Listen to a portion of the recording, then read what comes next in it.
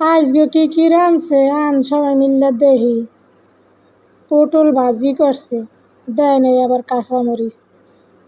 এরপর রাঁধছে ডাল, মুসুরির ডাল পাতলা করে রাঁধছে। আমাদের আবার মুসুরির ডাল ভালোই লাগে। এরপর রাঁধছে ব্রয়লার মুরগি, আলু দিয়ে রাঁধছে।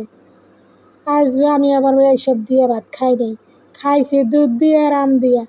আমার খুবই পছন্দের দুধ দিয়ে, আম দিয়ে, দুধ দিয়ে, কলা দিয়া। তোমাদের কার কি পছন্দ জানাইও।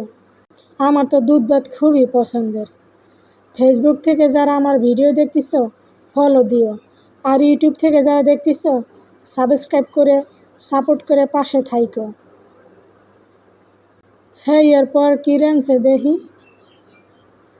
রাঁধছে গরম ভাত, হয়েছে ক্ষেতের চাউলের ভাত। ভাতগুলো অবশ্য মজা লাগে খাইতে।